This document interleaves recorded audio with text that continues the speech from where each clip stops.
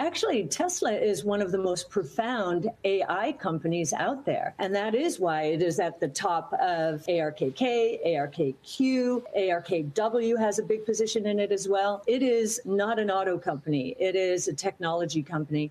And autonomous taxi platforms, we believe, are the biggest opportunity in the next 5 to 10 years out there around artificial intelligence. So just to give you a sense of that, Tesla right now, its gross margins are in the 25% range. That's electric vehicles. We think they're going up from there. But autonomous is a SaaS model. Those autonomous taxi platforms, and we think Tesla's in the pole position to be the platform, the primary platform in the United States, those gross margins will be in the 80% range. So we believe that our target price for Tesla, at least the published one right now, is in the $1,500 to $1,600 range. Wow. From roughly $200 today. In the next we have a 5-year investment time horizon. And we believe that a third of that, roughly, will come just from the electric vehicle scaling. I mean, we're in the sweet spot of the S-curve for EVs now. The rest of it will come from AI. And we think, those looking for killer apps, that's probably the biggest killer app out there globally. Electric vehicle sales, I think, were up 62%, although they may have revised that by the final version of this. And we go into the Wright's law and how it's impacting batteries and drivetrains. And, we show that EVs have hit price parity with gas-powered vehicles. And now they're about to go into another accelerated decline in price as gas-powered vehicles just will not be able to compete. So we do think that gas-powered vehicles are serious risk here. And we get into autonomous ride-hail, and we believe that Tesla's in the pole position there, certainly in the United States. But we also highlight once again how global oil demand is at risk because of electric and autonomous. And we would not be surprised by the year 2035 to see oil demand down 30% from where it is today. And even by 2030, by 5% or 5 million barrels per day lower than it is today.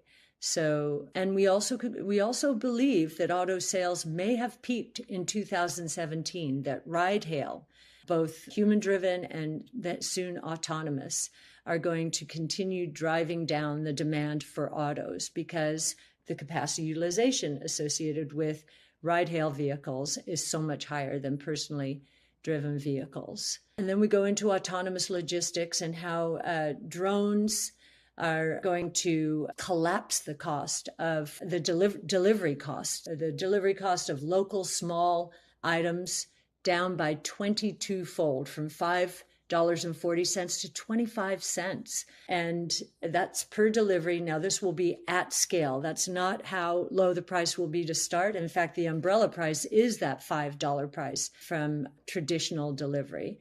But over time, competition will drive that price down to 25 cents. A couple of things are going on. Many of these technology companies had to gear up to handle COVID.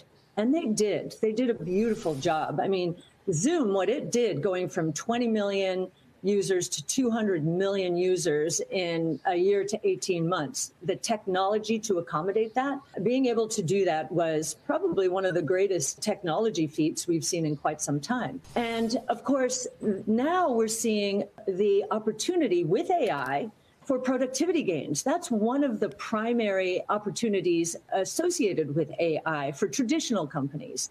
And so we think companies need to increase their productivity, and maybe they went a little bit too far hiring as they were trying to address all the needs that COVID presented. So we don't think this is the technology sector, in some kind of disarray or sunsetting in some way. Quite the opposite. We think they're harnessing new AI tools and other technologies to increase productivity and provide new products and services. We have launched in partnership with Titan, the ARK Venture Fund. Titan is it's a social distribution app, again, stirring up a little bit of change in the VC world For a minimum of $500, an individual can have access to some of the most, what we believe are the most important emerging companies in the world. You can find them in our ARK Venture Fund, both on our site at ARK-Funds and on Titan, of course. And so $500 minimum, quarterly liquidity up to 5% NAV.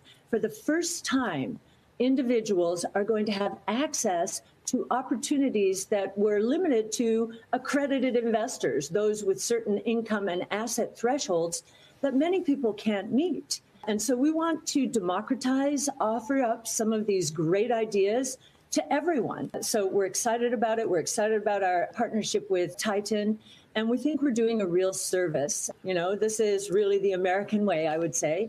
And then the other thing we're doing is we've launched in partnership with Eaglebrook 2 SMAs, one a cryptocurrency SMA, separately managed account, and another a crypto asset, because we believe this new asset class is going to be incredibly important in terms of transforming the world, but also diversifying portfolios. As I mentioned, I think the bond market is seeing something a little different from what the Fed and maybe what we're seeing from food prices and so forth.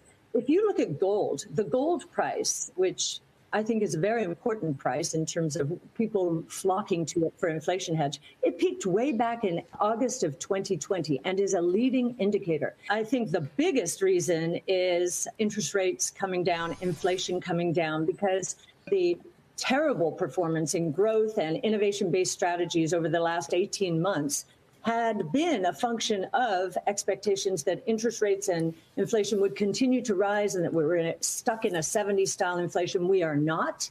I think the bond market is beginning to lead the Fed.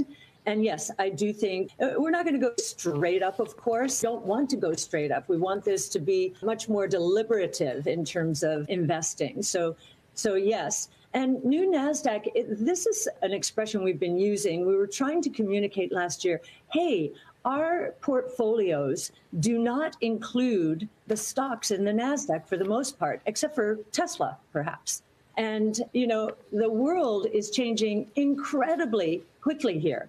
And we're seeing this with AI, of course, all of the news around ChatGPT that's captured the public's imagination, captured business imagination. It's happening very quickly. And our portfolios are very focused on the future. The NASDAQ and other broad-based benchmarks are much more traditional. They are really the names at the top of those portfolios are the companies that have really done incredibly well over the years. But we think many of them will be disrupted. And we're seeing already questions about Google and search, and could Microsoft Bing disrupt Google? This was the former disruptor when it came to advertising and media.